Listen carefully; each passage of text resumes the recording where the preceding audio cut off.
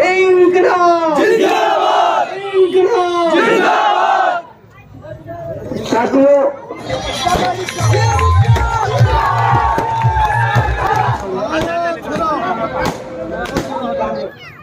BJP में नहीं था मैं, लेकिन मैं हिंदू ही रहा, मुसलमान तो नहीं बना ना।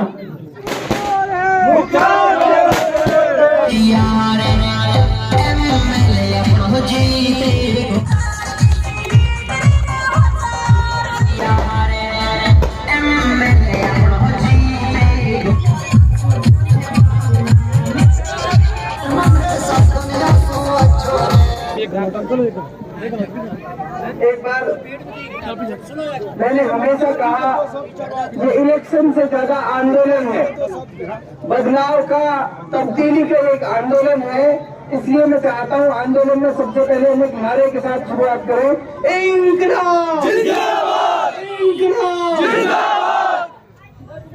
साथियों, सबसे पहले तो मैं नौगैयाओं के, जैसे बताया कि नौगैयाओं की दादी इसको कहा जाता है गिरोही को, तो तमाम सरदारी के दिल से, दिल की गहराइयों से आप सबका शुक्रिया अदा करता हूँ, आप सबका धन्यवाद करता हूँ दिल की गहराई में। और समय की सीमाओं को ध्यान रखते हुए मुझे बहुत सारी बातें करनी है। ऐतिहासिक जगह है वो जहाँ खड़ा हूँ, और जीत के आएंगे जिस दिन, उस दिन फिर इस जगह पर आएंगे, जीत के आते इस जगह पर आकर फिर मैं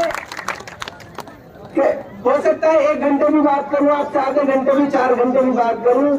आज एक मिनट बहुत महत्वपूर्ण है। आज तो मैं सिर्फ इतना कहना चाहता हूं, नौगैया और सिंगारियाओं के सारे चौधरी यहाँ बैठे थे, भाई मैं तो यह सर्टिफिकेट है, कम ला के दे दूंगा, तुम कैसे चलाओगे या तुम्हारा काम रहेगा। मुख्तार विधायक बनेगा तो आप सब पूरा इलाका, डैमरोड, चिरकलोड, दूलोड, बालोद, नौगैया, सिंगारिया, तमाम पाल, तमाम गोद पाल सारे विधायक बनेंगे, 36 बिरादरी विधायक बनेगी।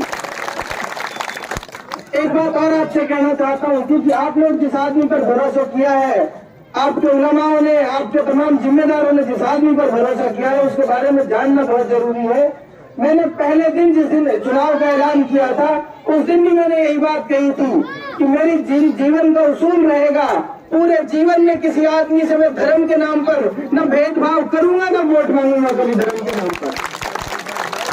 मुख्तार पूरी जिंदगी संघर्ष कर सकता है, लेकिन इस समाज को, इस इलाके को धर्म और जाति के नाम पर बांटने का काम नहीं करेगा। मुख्तार का भाई भी अगर गलत होगा, मुख्तार का भाई भी अगर गलत होगा तो उसके साथ भी इंसाफ का काम करेगा, उसके साथ भी उसको वही सजा देगा जो गलत आदमी को गलत काम के लिए मिलनी चाहिए। दूसरी बात आपसे कह के जाना चाहता हूं,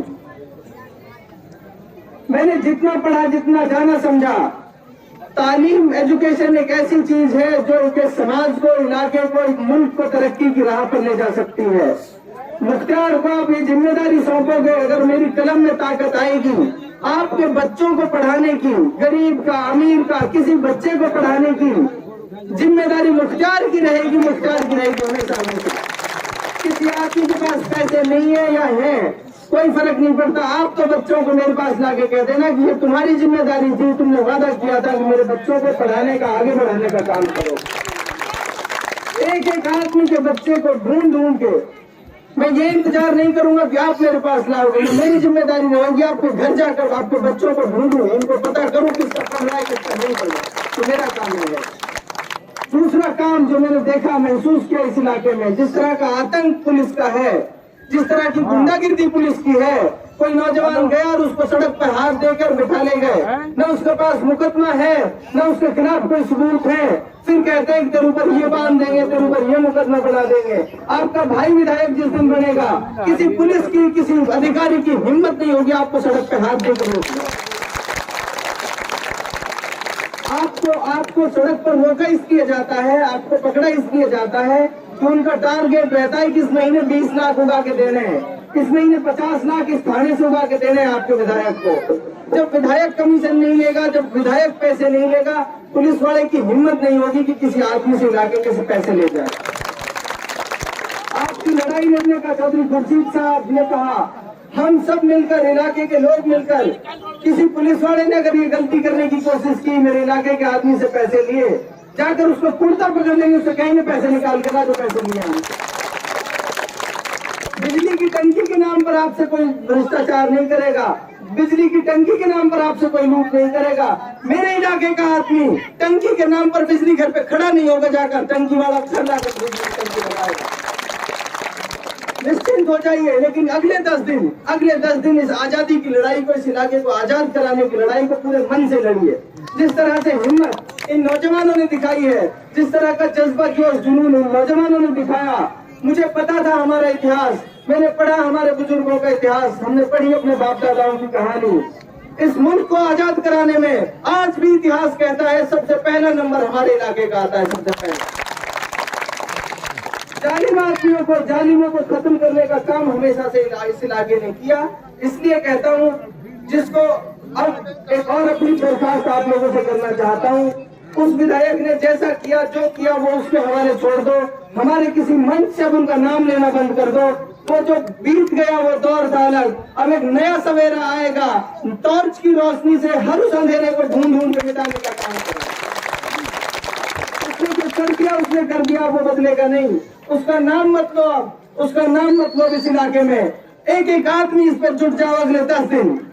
जिसके पास साइकिल है वो साइकिल से निकल जाओ, जिसके पास मोटरसाइकिल है उसको मोटरसाइकिल से निकल जाओ, जिसके पास गाड़ी है वो गाड़ी लेकर निकल जाओ।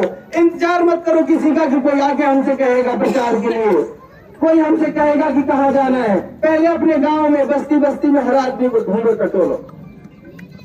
और बेहतर कुछ साथी मुझसे कहते हैं कि 95% आपके साथ है, 98% आपके साथ है। मैं हाथ जोड़ के आपसे कह रहा हूँ, जिस दिन हम जीत कर आएंगे, सोच के देखिए 95% लोग जश्न मना रहे होंगे, 5% लोग उनको तमाशा देख रहे होंगे, शायद उनका दिल दुखे। मैं हाथ जोड़ के आपसे कह रहा हूँ, उन 5% को भी अपने साथ मिलाइए। वो आपके भाई हमारे भाई हैं। वो हम चाहते हैं कि हमारे जश्न में, हमारी खुशी में शामिल रहे, हमारे गम में भी शामिल रहे। इसलिए मैं आपसे कहता हूँ, उन सबको इस बार हाथ जोड़ के मनाइए।